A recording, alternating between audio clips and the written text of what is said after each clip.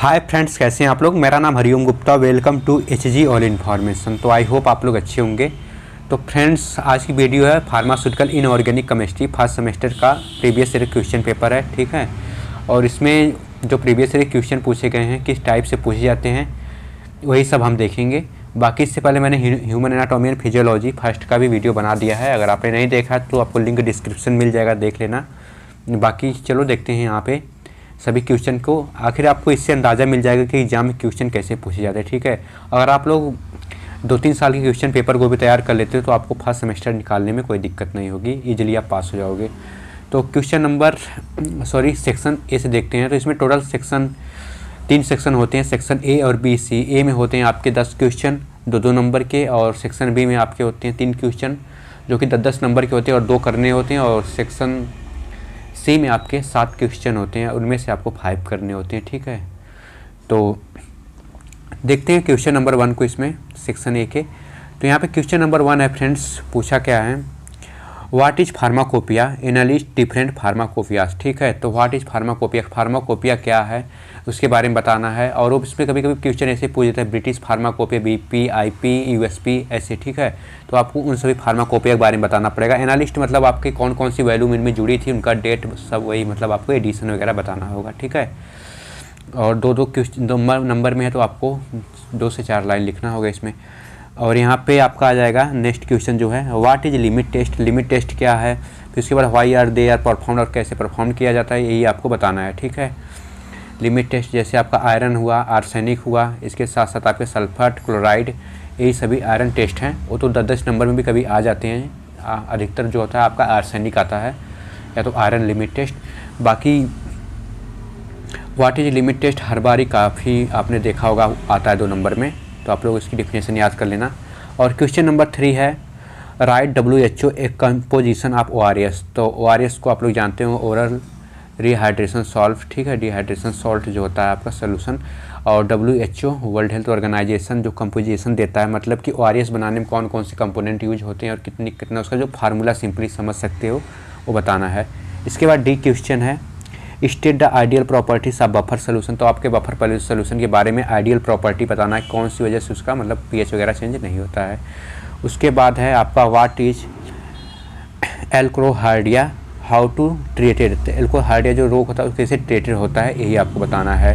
फिर इसके बाद आपका कैथरेटिक्स के बारे में बताना, और enlist inorganic compounds use for cathartics में, ठीक है। और जी आपका आ जाएगा, define the expectorant with the suitable example. तो एक्सपेक्टोरेंट जो होता है फ्रेंड्स, उसका सुटेबल एग्जाम्पल क्या क्या हो सकता है, कोई भी फार्मूलेशन आप बता सकते हो, या कोई भी मेडिसिन वगैरह कौन कौन से इसके एग्जाम्पल हो सकते हैं, ठीक है। और डिफाइन द इमेटिक्स और सुटेबल एग्जाम्पल, और इमेटिक्स के भी आपके कोई एग्जाम्पल बता देने हैं, 1-2 लिख देने हैं। उसके बाद आपका आ जाए differentiate between alpha beta gamma rays के बारे में बताना है। ये सबसे लास्ट यूनिट में आपको मिलेगा अगर आपने अभी तक नहीं पढ़ा होगा तो। और क्वेश्चन नंबर आई है, what is radio activity, give the unit of radio activity. तो रेडियो एक्टिविटी के बारे में यहाँ पे भी आपको बताना है, व्हाट इज रेडियो एक्टिविटी, ठीक है। बाकी ये हो गए सेक्शन ए के। और सेक्शन बी में आपके क्या क्या हैं, तो यहाँ पे आप देख सकते हो टोटल 3 क्वेश्चन हैं, इनमें से आपको 2 करने होते हैं इसमें, यानी 2 पार्ट, ठीक है यहाँ पे। और क्वेश्चन नंबर 1 जो है, define the term impurity, discuss about various source of impurity in pharmaceutical substance. तो इनमें जो आपको इम्प्योरिटी होती है, आपको उसके बारे में पूरा टर्म इम्प्योरिटी के बारे में बताना है, और उसमें वेरियस सोर्स आपके उसकी इम्प्योरिटी के सोर्स ऑफ इम्प्योरिटी बताना है, और फार्मास्यूटिकल सब्सटेंस, ठीक है। तो आपको 10 नंबर में आया तो आपको पूरा लिखना पड़ेगा। उसके बाद दूसरा जो है आपका, व्हाट इज़ गैस्ट्रिक एसिडिफायर, और describe the preparation properties assay and use of ammonium chlorides acidifier के बारे में आपको बताना है। यहाँ पे gastric acidifiers describe in the properties of preparation. और क्वेश्चन नंबर सी जो है, what is antimicrobial agents, और what is antimicrobial agents क्या होते हैं, एंटीसेप्टिक वगैरह जो भी होते हैं आपको उसके बारे में बताना होगा।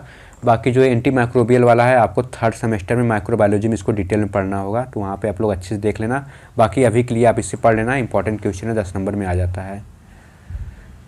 बाकी क्वेश्चन नंबर सेक्शन सी में आपके जो 7 क्वेश्चन दिए गए हैं, इनमें से आपको जो 5 करने हैं,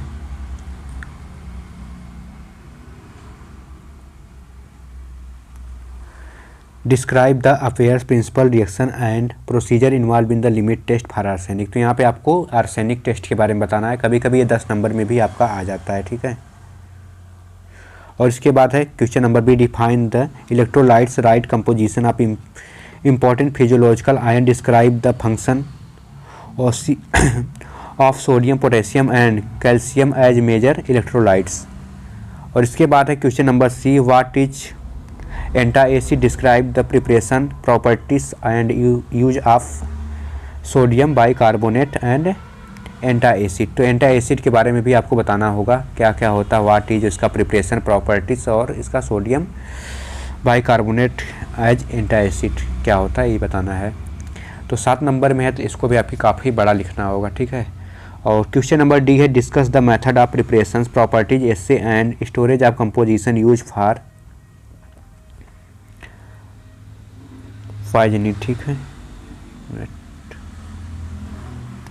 उसके बाद क्वेश्चन नंबर सी है, what is haematinics, explain method of preparation, properties and use of ferrous sulphate.